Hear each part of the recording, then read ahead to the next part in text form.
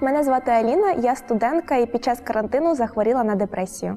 Чим більше я залишалась вдома сама через карантин, тим більше мій настрій ставав гіршим з кожним днем. Через декілька тижнів це не проходило. Постійно сумний настрій, постійно апатія до всього, абсолютно до всього. Мої рідні реагували не досить добре. Скажімо так, вони як мінімум не розуміли, що зі мною. Вони говорили, тобі просто сумно, тобі просто скучно. Мій стан тривав близько півроку. А потім я пішла до психолога. Пішла до психолога тоді, коли з'явилися думки And then I про went to суїцид. see a therapist. I went to see a therapist as soon as I had suicidal ideas. I realized I couldn't postpone this Жорстоке anymore. виховання зі I сторони had батька. continuous Воно quarrels. сильно My вплинуло на мене, father тому was зараз я very живу strict and it all в impacted me. And трохи now більшому I'm стресі, ніж інші люди. living with more stress, I would say, Ось than звичайний other стрес, people. звичайна So here людина you норма. have your Я живу ось в normal такому. levels of stress, І іноді and I я get this впадаю level в of ці stress. істерики And you know, на I цей sometimes рівень, find myself аби hysterical, відчути себе which живою. is І от коли я even higher, заспокоююсь, я just повертаюсь to на цей feel рівень. alive again. А от And на when цей I рівень calm нормальної down, людини я не I return повертаюсь to this ніколи level, but I і never повернусь reach this скоріше level of тільки a після regular повного person, курсу and I will терапії. probably Тому return найперший, to мій it найцінніший only after I досвід go – це through the entire говорити course про те, of що я therapy. відчуваю, So the говорити most important оточуючим про experience те, for що me я is to відчуваю. talk Зараз about я what I feel, почуваюсь to talk about what I feel with people періодами. around me. Тобто, ось, I наприклад, зараз sometimes мені get добре. periods, you Через know. тиждень мені Now може I'm бути feeling погано, і я fine, буду but лежати in в a ліжку. week I might be feeling Все, я very нікуди не bad, and піду. I'll be lying in my bed Найголовніше – це thinking I won't боротися go з out ever депресивними again. періодами, The most цими important thing фазами, is to overcome these depressive правильно, periods, не these різати phases, себе, and go about this right. не Not псувати, не рвати be себе волосся, не overcritical about кричати, не сваритись з yourself, кимось, not а от to знайти свій спосіб, знайти якийсь свій власний метод, який допоможе вам. your own Багатьом, way як я знаю, of helping допомагає yourself out. I know that звук many води. feel Тобто better можна about йти в if they ванну, listen to вмикати the кран sound і of слухати water. So you can звуки. go to your bathroom, switch on your tap, and listen to the water flowing. I enjoy art and drawing. Some people find it relieving to go out into a park and scream. You know, as the quarantine was imposed, my depressive moments grew, and so I would advise anyone, if you notice symptoms such as apathy, if you're feeling down for more than 2 or 3 weeks, don't think that it's just a phase, that it's just a mood, and it's just a period. It goes to show that something is wrong. So my personal piece of advice is not to be afraid of psychotherapists. Go seek help. People want to help each other, but you need to reach out and ask for support.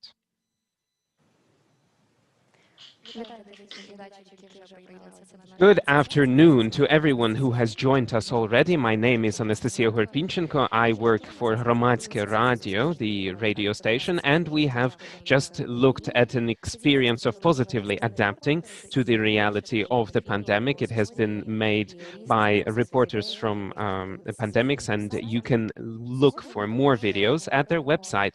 We will be talking today about the experience that we've gained and that we are still gaining under the new reality, the new COVID reality, and we will be talking about mental health.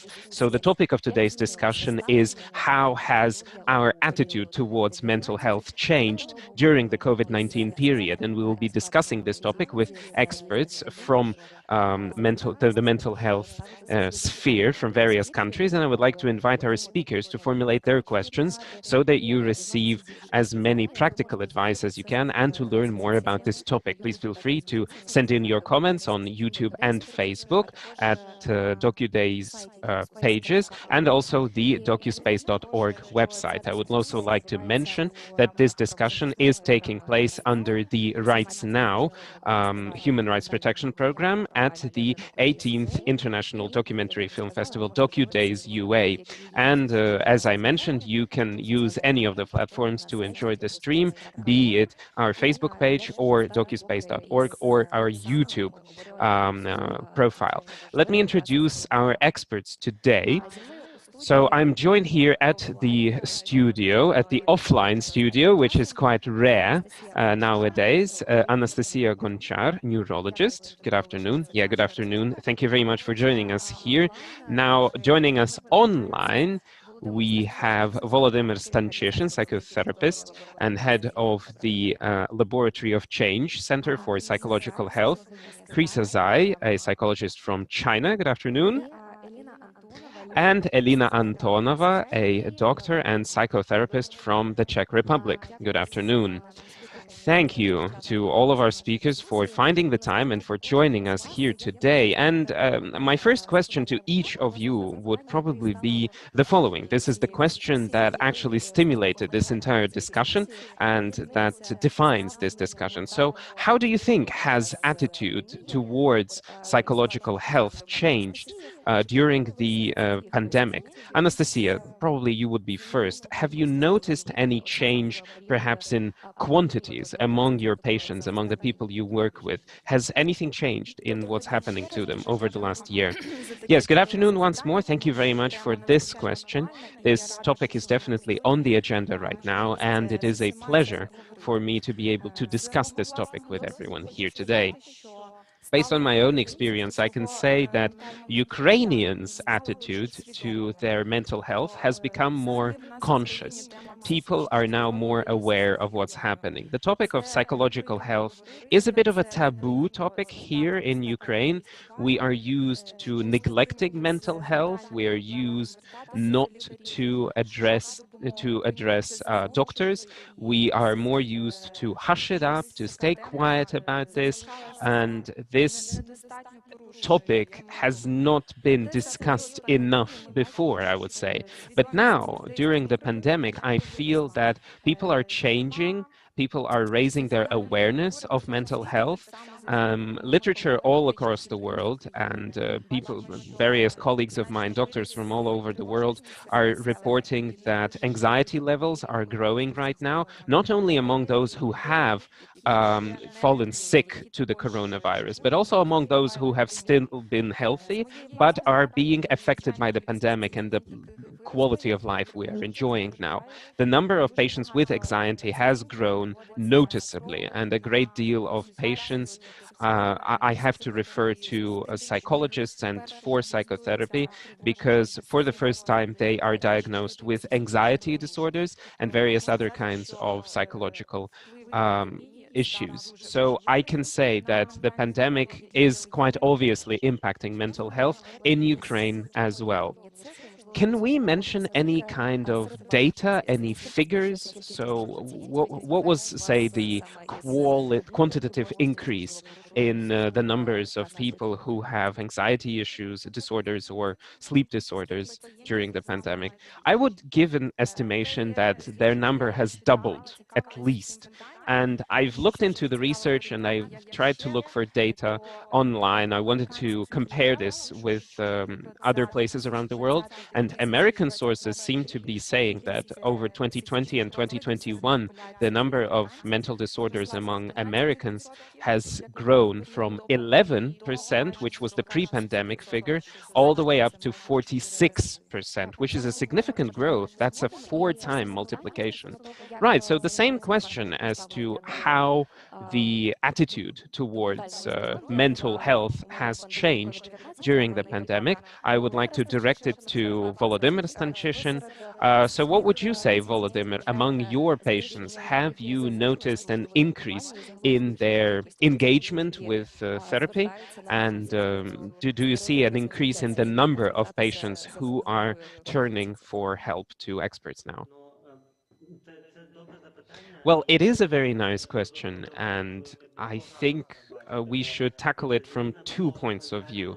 First of all, the change in attitude towards mental health is happening overall in Ukraine over the last 10 years, regardless of the pandemic.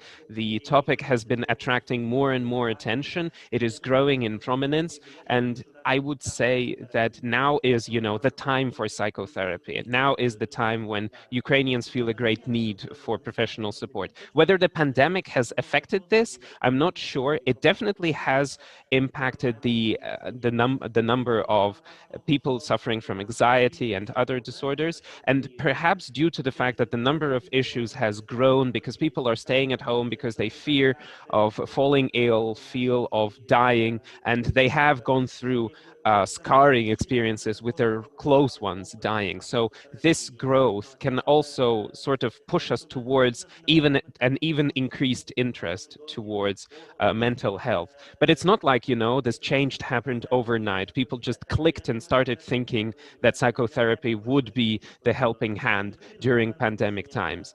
But yeah, the pandemic has definitely contributed to an increase in the conditions that push people towards turning to psychotherapy. In my practice, I don't see a great deal, a huge increase in the number of customers and people turning to me. You know, my capacity has already been full, so I have no space to grow the number of clients. But I have to say that we do talk about more about the pandemic with the customers I had, about how we're staying at home, about how difficult it is to stay at home for an entire year. You know, even if we haven't been ill, we are still staying at home. We are deprived of our communities. We cannot develop these meaningful relations with people.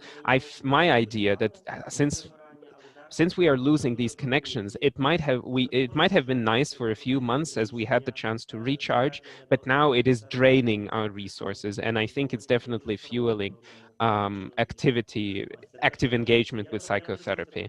So I would divide this question into two issues. First of all, the popularity of psychotherapy in Ukraine has been growing over the last years, and the pandemic has definitely pushed us towards developing more internal fears, which might have also contributed to more active engagement with psychotherapy. But definitely, as the number of people is growing who keep saying that psychotherapy is a good thing, but even more, but there are also people who are saying that the pandemic is a negative thing and psychotherapy is a scam. The pandemic has, you know, given birth to a lot of myths with chipization, how Bill Gates is influencing all of this, how the pandemic is a struggle against the church, etc.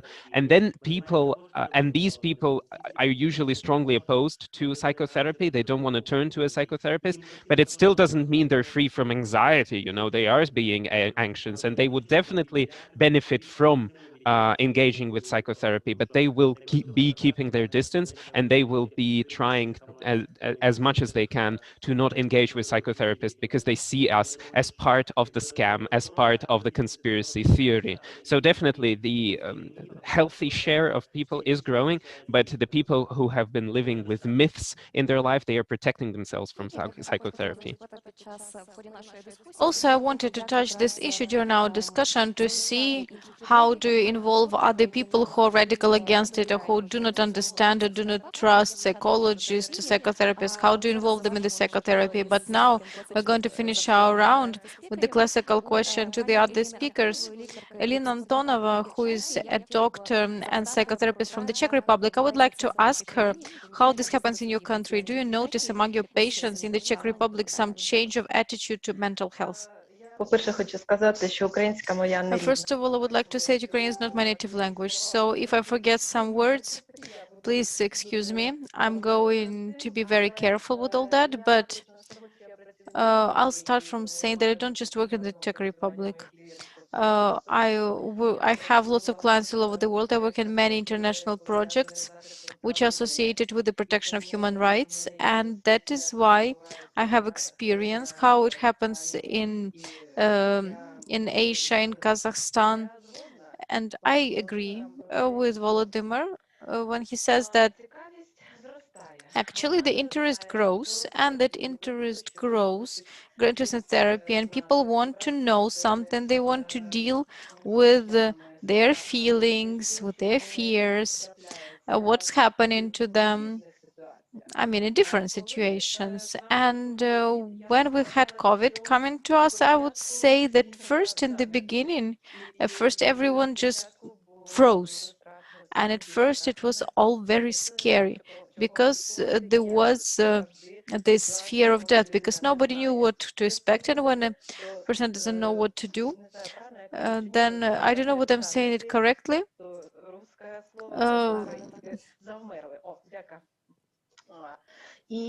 So the thing is, by the way that we were in this process, and this process was ongoing, it was gathering momentum. it actually discovered us differently. And now there are actually, I can say that there are more requests about COVID, but still we talk about that. So actually it's practically the whole consultation to actually take away the percentage of fear in person, because the human still feels fear. They stay in all this, and they have to develop some new experience out of that, and that's very, very hard, because we have fallen out from the flow. My colleagues, roommates, say that we actually fell out from the flow. At first we were, I forgot this, we were actually really tired from the rhythm that we were in. But first we were very happy. Okay, now we're gonna sit at home. We'll be able to do this and that, languages and training, and we took all those in, and then we understood that our regular resources, our normal resources, we don't have them. And where do we take this fuel for our things? And everyone has a different. Those who can do drawing at home, it's good, but those who need it more, those who are used to go into gym and then they are closed, okay, you can jog, but if you're used to other physical exercise, then you have to do something new. And that's why I can say that in the Czech Republic and the countries that I work in, uh, uh, actually, it's not that there is more demand for our services, but the fact that people start thinking, and when they think, they do not always find answers to their questions.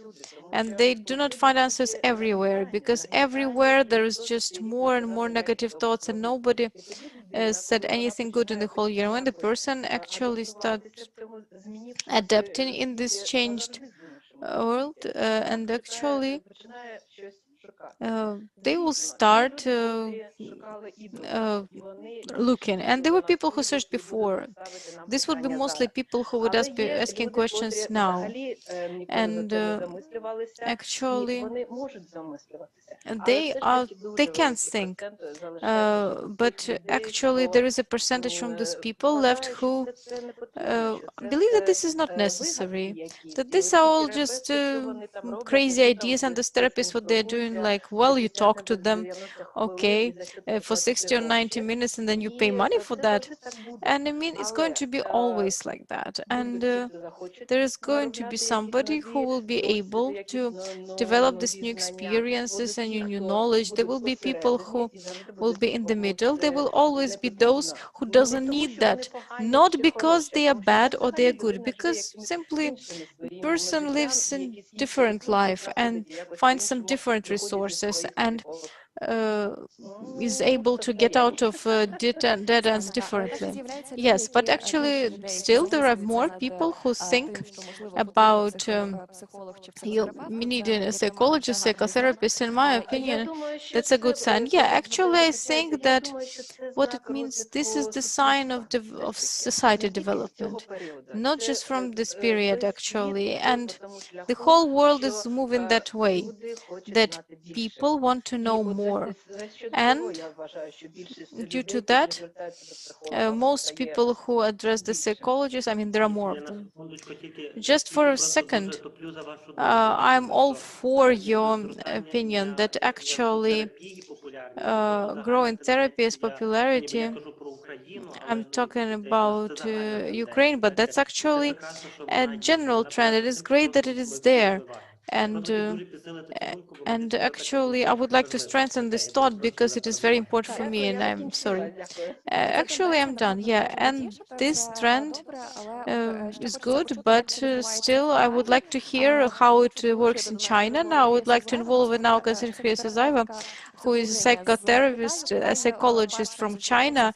China was the first one to face a new challenge, COVID-19. How different in your country is the perception and attitude of people to mental health, and whether you note that this topic has become more popular, going to psychotherapists?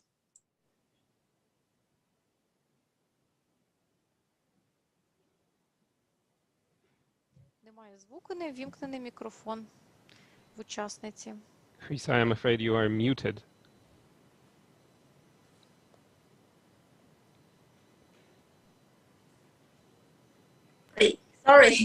Sorry. Я вибачаюся.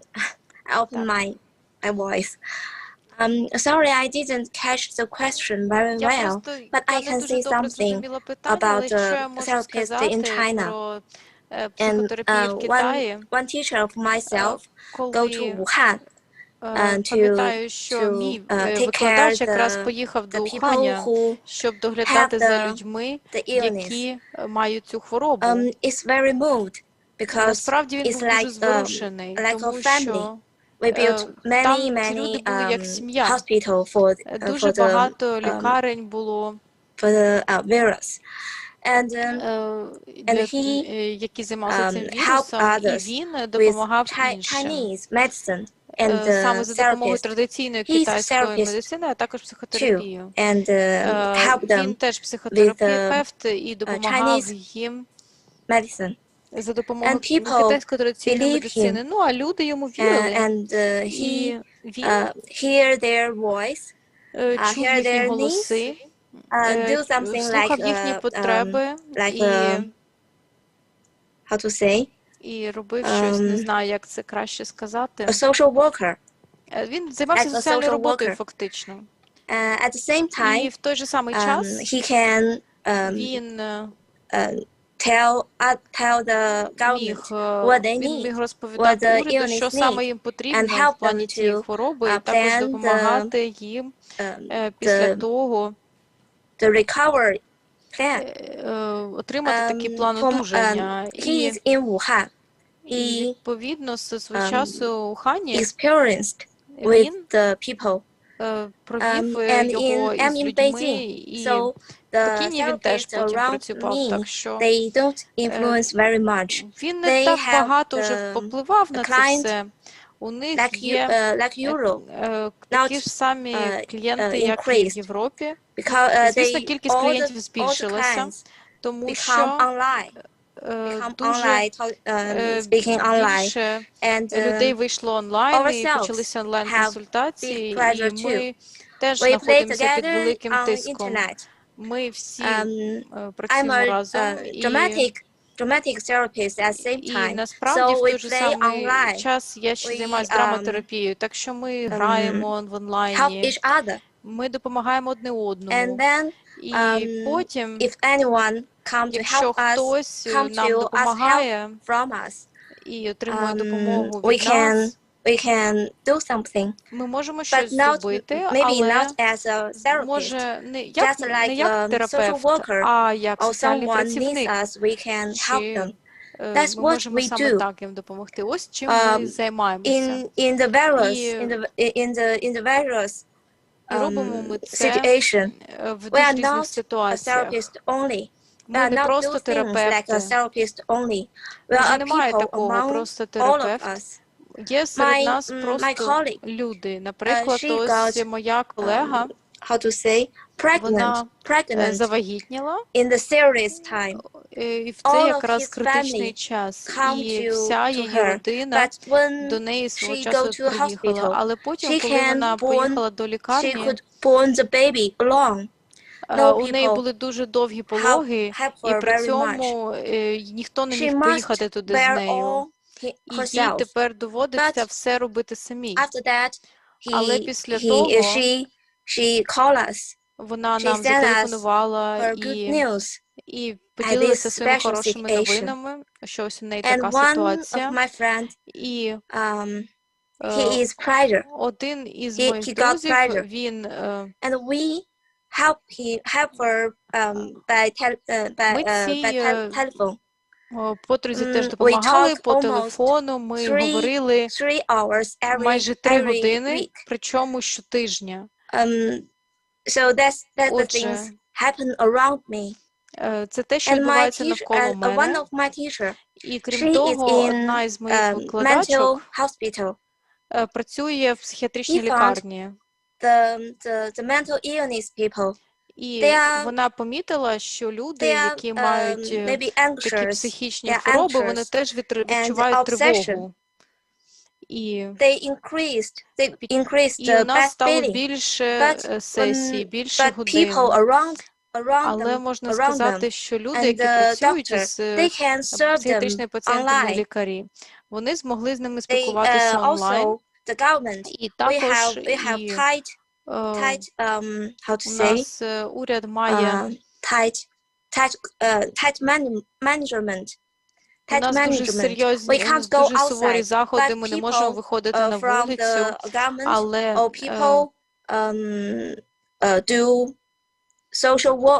але все одно ми займаємося соціальною роботою і допомагаємо одне одному. Buy something for us, go outside. І ми таким чином, наприклад, можемо замовити якусь доставку або замовити доставку для когось, хто зараз хворіє. І ось цей складний час ми потребуємо одне одного більше, ніж раніше. Тому люди, наприклад, більше не ходять до школи, вони теж тривожаться про свої плани, про своє майбутнє, тому що тепер вони зруйновані. І в результаті цього вони також відчувають. І, відповідно, вони трохи відчуваються хворими, вони потребують все. Але це не через вірус, це через те, що у них така ситуація. Розлогий коментар стосовно ситуації в Китаї і ставлення до ментального здоров'я. Right, thank you very much for your comment on what's happening in China and on the current attitudes towards mental health. I would also like to take this opportunity to remind all of our viewers that you can pose your comments and questions to our speakers. Please feel free to use our YouTube and Facebook pages and the docuspace.org platform. And I would also like to mention that for the best comment, the author will receive the first of all a calendar from Docudays and also a free access profile to our docuspace.org online cinema. So just a reminder to you all.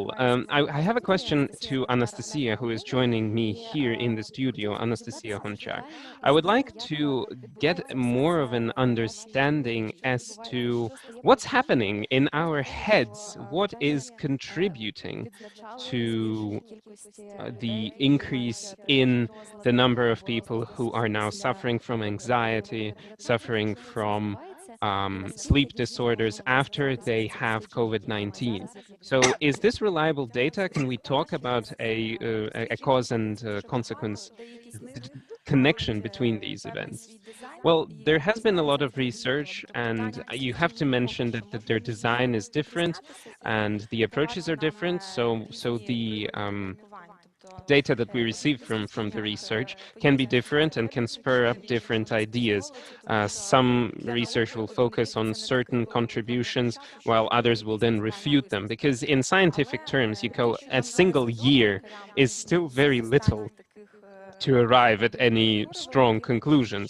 What we know, based on the research that has already been undertaken and on the literature published recently, is that the virus SARS-CoV-2 does engage with the neural tissue, with the neural system, and it can contribute to various neurological disorders. So some of the manifestations of the virus actually have to do with its direct impact on the neural system. And then secondly, there are psychological disorders and issues that may just arise from the way people treat the situation, the way they react to what's happening, the way they cope with the stress that they find themselves into.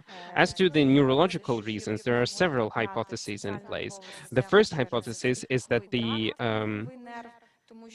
the virus can make its way into the nervous system through the olfactory tract, since we have so many data about how people lose their olfactory senses. And one of the ideas about why there are neurological reasons is because the virus leads to inflammatory processes. There are also autoimmune reactions. Since the body reacts to the inflammation caused by the virus, it is a very powerful storm, you would say, it leads to inflammation mediators being put in place. And so it is very difficult to forecast how the illness will develop. It can be very different from person to person.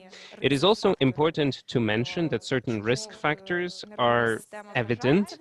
Why the nervous system is impacted in some patients and is less impacted in others, why some suffer more along their respiratory system or the digestive system.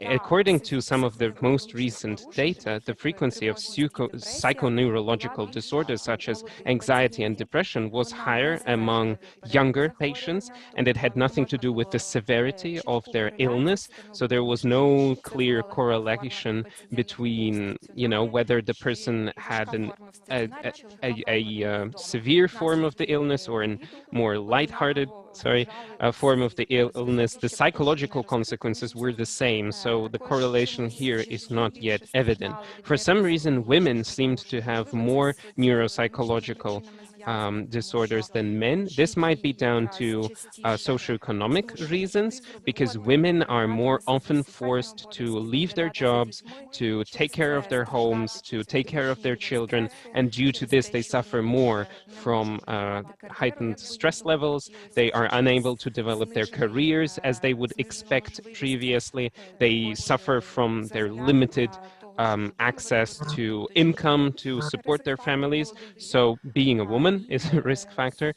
Being young seems to be a risk factor. And of course, previous psychological disorders are also seen as a predisposition, as a factor contributing to an increased possibility of having long-term consequences. Long COVID is actually a term that has already emerged, and it is used to denote when COVID-related issues continue for more than 4 weeks, and then there is also the post-COVID syndrome, which lasts for more than 12 weeks. Only about 60 symptoms have been described so far. They have different frequency, they impact different organs, and so the impacts can be felt, for as long as 3 months, 6 months. We've even had data about patients complaining for 9 months, so this is still being studied. You could have seen the information in the mass media, and I'm sure that we've seen it all in our Facebook feeds. The idea that COVID also impacts our memory and makes it worse. Has this been proved? Is it true that COVID somehow impacts the quality of memorizing? COVID impacts memory. It contributes to disorders that you could describe as brain fog. This has been described in research, and some of my patients have also complained, as they mentioned, that they've had coronavirus. They cannot now work as effectively as previously. They cannot concentrate.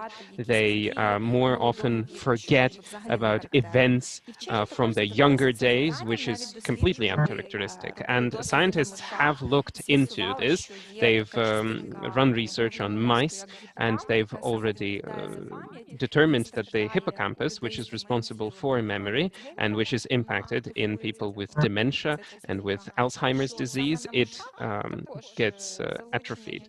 And so looking at mice, they saw that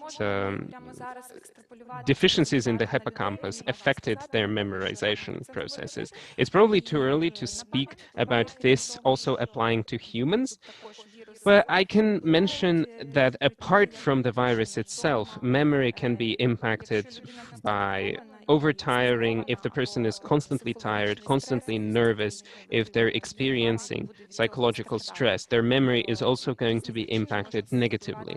So various reasons can impact memory.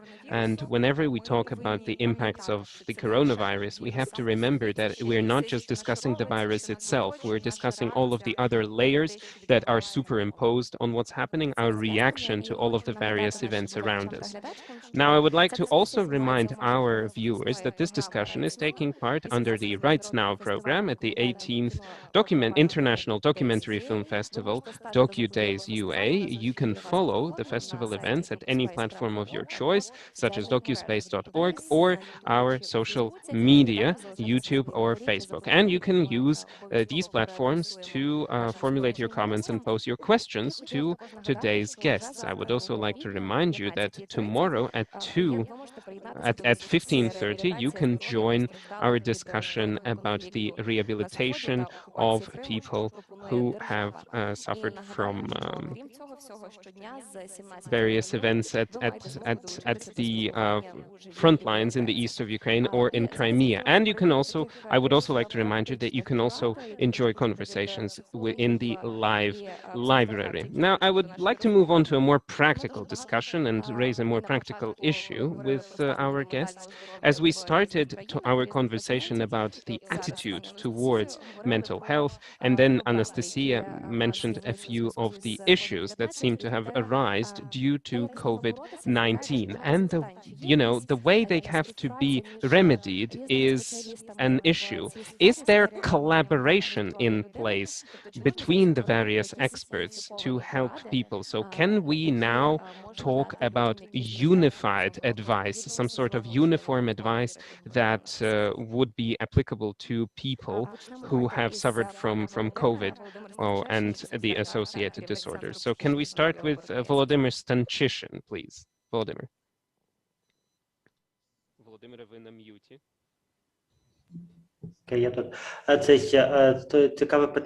Yes, that's a very interesting question. Thank you for raising it. I think I think three experts can be involved. We can have a psychotherapist a therapist who can inform us on the way that the ailment is developing. Then a psychiatrist and a psychotherapist. So there you have collaboration among three doctors at least. There are different symptoms in place.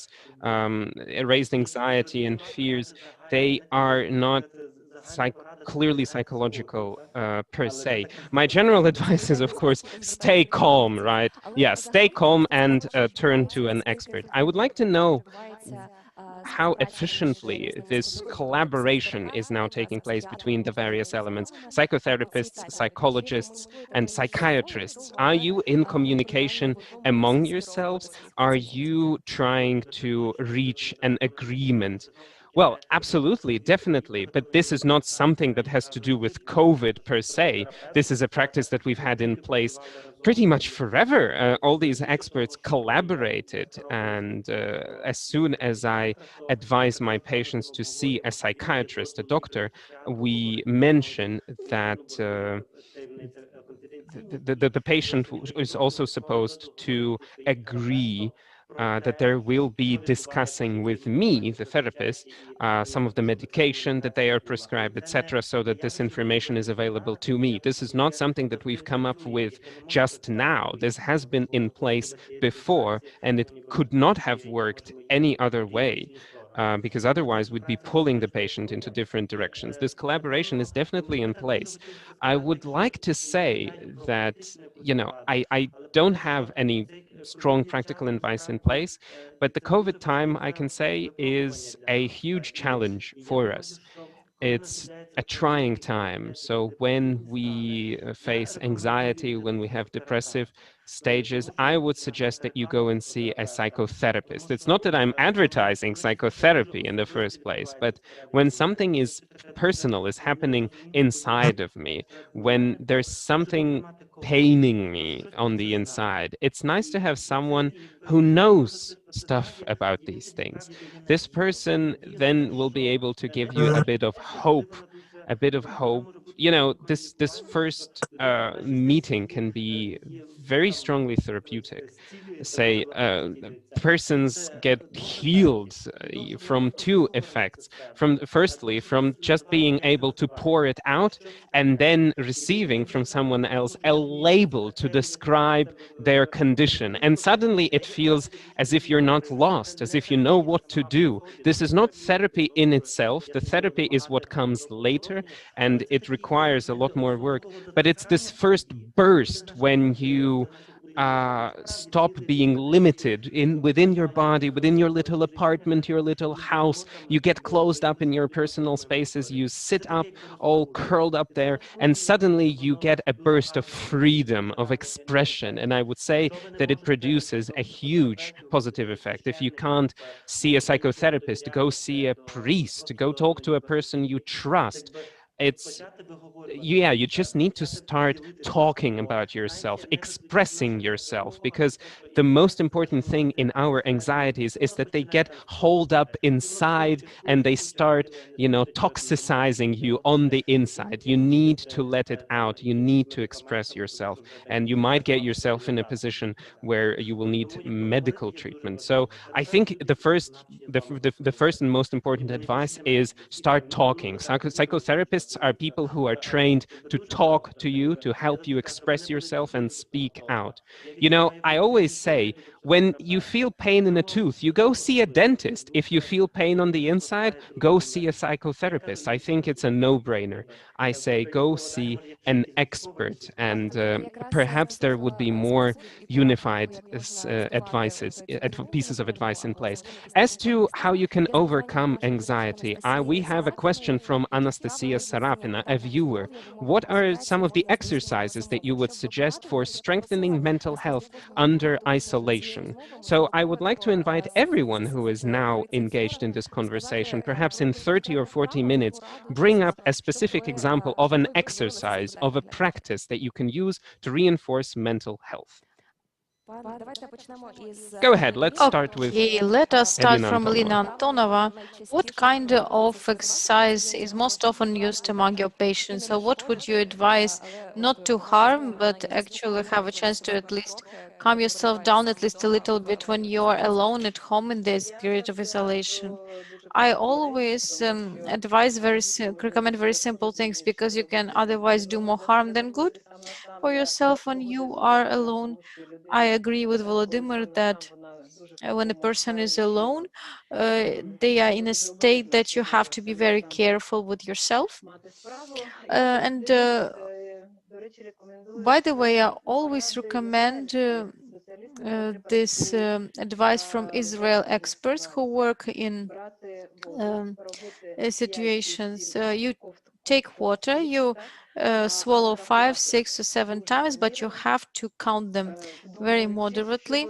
You have to be aware of what you're doing, and this is going to somewhat calm you down when you finish the last swallow. And I always recommend my clients to feel here and now. So I always recommend them to get up on your feet and strongly feel your feet on the floor, and at that moment to look around and to count 5 objects which you can see, 3 sounds that you hear, 3 smells that you feel, and then hug yourself and tell yourself, I'm here. So these are very simple recommendations that will never harm anyone, not in any situation. Okay, thank you, Lina. Volodymyr, maybe some specific advice exercise from yourself. I totally agree with Lina that these are grounding things. When you feel very anxious, when the anxiety is very high, you just simply do that, and then you're going to hold your desk. You can count to 10, you can count colors, drink water, breathe in. All that is very good. If we are not in that acute state, we're just anxious every day, then I recommend to keep a diary. But I mean, this is actually, we believe that our healthy part is with us. You could actually keep a diary. Diary also really helps to structure and actually it seems to me that everything is against us. When I was trying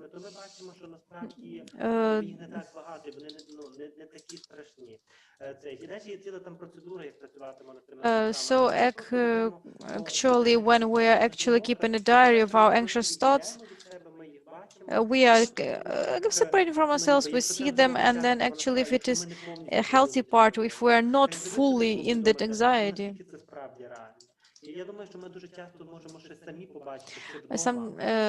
Actually, we can see that our fears are not as real as they are. They are there, but they're not as scary. If we only see everything in bad light, and we only think about death, death, and death, then of course ground yourself, breathe, and then go to a psychotherapist. Thanks a lot.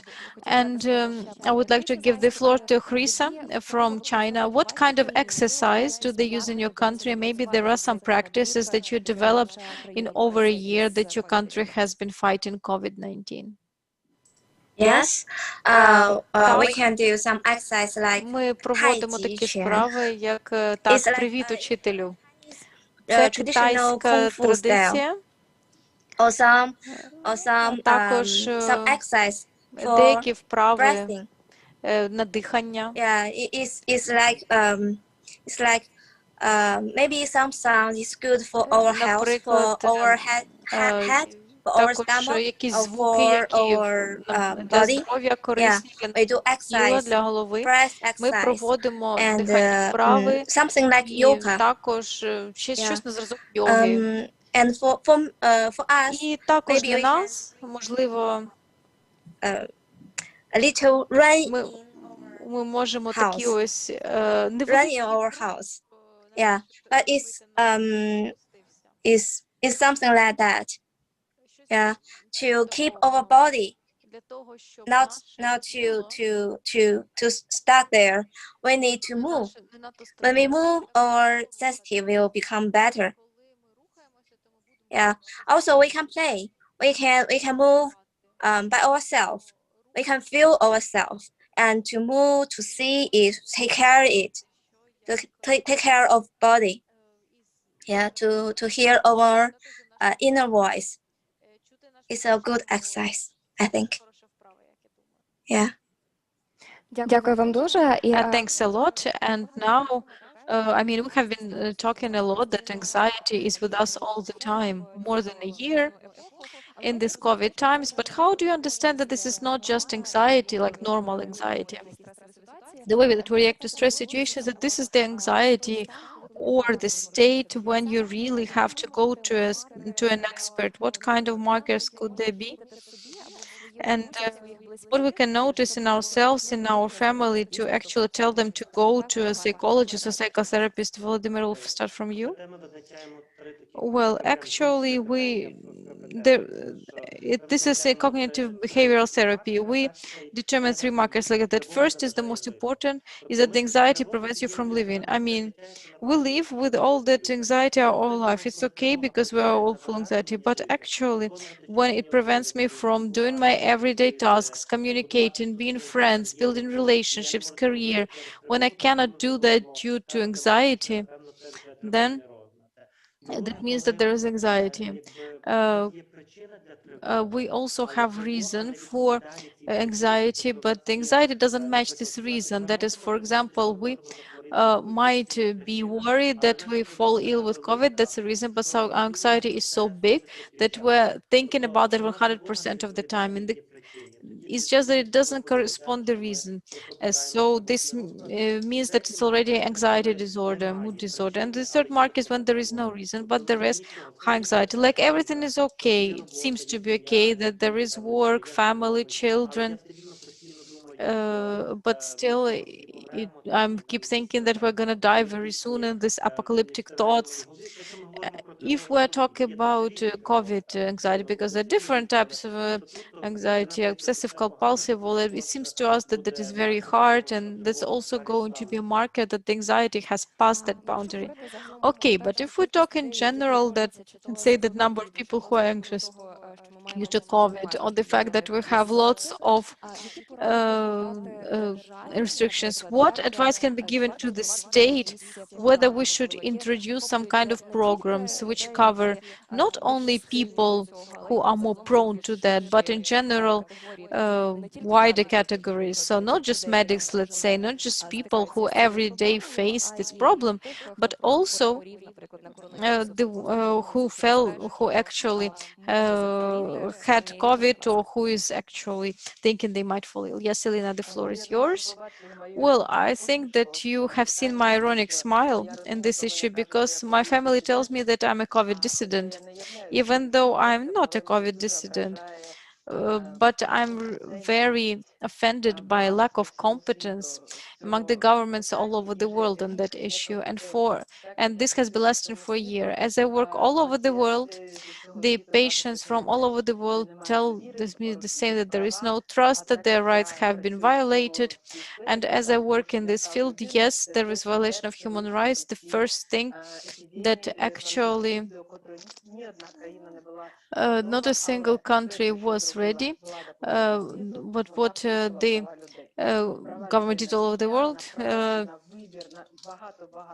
actually lots of rights were violated. Okay, but what they can do now, I would say the first thing, what I would really want to everyone to hear all over the world, to have less anxious news. You cannot live for a year under such pressure, which a person feels. Even the healthiest person, the most resilient person cannot stand this pressure, which has been with us for a year. It is impossible to stand that. I would also offer to give objective information, like up to which percentage has died, which percentage has fallen ill. But no, we just say absolute numbers, which didn't give the people to actually believe that something is happening well. And also, on the other hand, what I would like to have as a practitioner is that it was so that it was possible to propose this care about their population, so that it is possible to actually live this. Because I'm sure that for a long time we're going to study this, because it's a collective trauma all over the world. And the world has never been so hit at the same time with such a great trauma. This is something that we are going to study for a long time. We'll have to deal with it for a long time on our level, and also the governments on their level. What I would really like is that so that there are assistance centers for mental health organized, so that a person could come, just like Volodymyr said, when that person comes to a psychotherapist, they actually rely on that person. We allow the person to be in a safe place where he or she can tell about their fears. So without being a superhuman who can overcome everything, but they can just cry and say that, well, I feel scared. I'm a child who is lost in this world. I don't know what to do with it. But actually, it's a one-on-one practice. But if there were some groups where the person could come, I mean, of course, like Alcohol Anonymous or Narcotics Anonymous. But I would like these groups to be free of charge for the people. Then more people could be provided with the help that they need, and the people could actually, when they come to such a group and they get support, when they hear that they are not alone with all that problem, that person also feels what I do, they could actually bring those rays to themselves, because even the greatest number of therapists can manage with this global problem. So this is my great wish to all of the countries, and I think that there is no exception which country is concerned, the Czech Republic, Ukraine, China, or somebody else, or the US or other countries. Thank you. Thank you. Vladimir, do you feel that Ukraine is interested, that the government is interested there in that? Is it possible to facilitate the creation of these groups free of charge? Whether you managed during this over-year pandemic could maybe communicate with the local authorities or the national authorities to understand their vector of movement in this direction of mental health? Well, unfortunately, I have very little connection to any authorities, but I haven't seen that. I understand that our authorities are very concerned with the situation in Ukraine, because they're going somewhere, they're showing something, but actually I don't know. But Also, when you asked me the question the previous time to Irina, I was thinking that, well, what would I answer to that question? Well, you know, if I communicated with these authorities, but I don't communicate, I would say probably not like a therapist, but as a person, I would tell for sure that there should be less traumatic information. I'm not saying not to tell the truth. No, of course we should tell the truth, but the truth can be provided in very different ways. There is the truth that many people get healthy and that we get vaccinated, that we're looking for new vaccines. So first, the rhetoric has to be changed. And second, I mean, I'm talking on behalf of Volodya, is actually vaccinating, talk about the vaccines and looking for a way out, because I think that vaccine is good.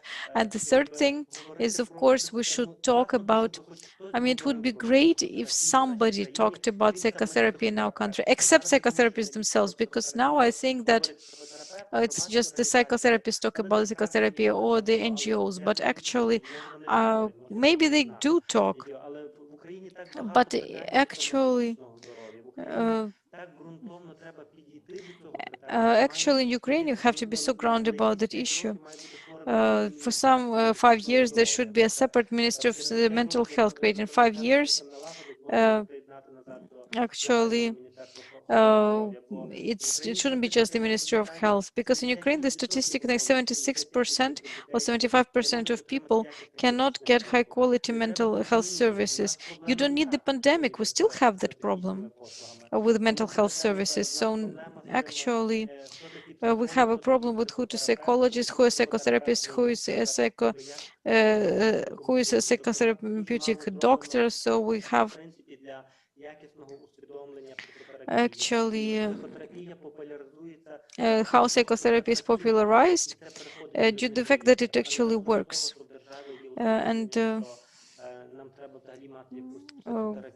So actually it's about psychiatry and all that. And actually, it seems to me that we are all alone. What we have done, that's what we have. Well, actually, yeah, we don't have enough enlightenment. We would explain, like, what does it mean? When do you go to this or those experts? And also, in this context, I would like to ask for recommendation. The people who might be thinking, like, whether they should go to psychotherapists, psychologists, how do you convince or how do you push people towards this decision? And how do you explain to them that it is necessary, and how do you fight the stereotype that it is not normal to go to psychologist, psychotherapist, or just to expert in general? Anastasia, your opinion, how would you talk to your patients? How would you convince them that actually it is the same, the necessary person that, like, for example, plant examination of your body? Absolutely, that's exactly how we're talking about this. We discussed this in terms of metaphors. When a person suffers with tooth pain, they don't stay at home and try to overcome it somehow. They go see an expert. And psychological issues are the same as tooth pain or gastritis, you know? And yeah, some illnesses may be more obvious and less obvious, but they're still illnesses. And after we bring this up, people usually become less anxious. They fear us a little less, and they start reading the information that we provide them with. Coming back to the previous question, I'm afraid Ukraine has very few informational resources where people can read about this, apart from medical blogging, which is developing quite actively on Facebook and on Instagram, which is a positive development, definitely. People need information, correct information, not random bits of data that just puts them with more into more fear. There's even this term, infodemics. The information has become so ubiquitous, and there's so much of it, but it's unreliable. So the doctors, the experts' role is to provide their patient with quality information, perhaps push them towards being more critical about some of the sources that they encounter on the internet. And of course, we need to help them calm down. Volodymyr, what would be your advice? How do we break through this wall of stereotyping and myths around the topic of mental health? Well, there's the general strategy and there's the specific strategy for specific people. The general strategy is psychoeducation. We just need to talk, talk, and talk because people don't know what anxiety is. Many people, I'm not saying that nobody knows, but still a vast majority of people don't know what depression is. We need to fight these myths, and for that we need to come up with quality lectures, printed materials. Vlogging and blogging is a good thing that can help us. It's developing sort of randomly and sporadically. It is not placed within an overarching strategy. So psychoeducation, I would say, meaning teaching people about psychology, talking about the fact that having a psychologist is a normal thing. It's nothing outrageous.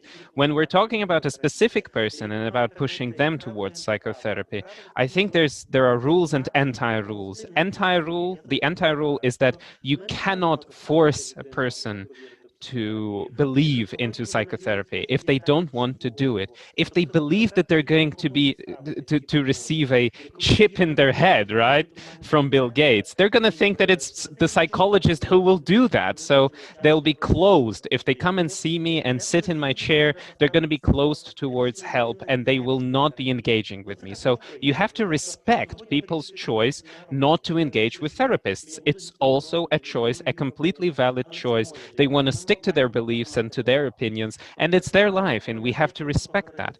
But the rule is you have to talk in facts, I think. You shouldn't be like, oh, come on, please go and see a psychologist, etc., etc. You can mention the facts. You can say that you have visited a psychotherapist.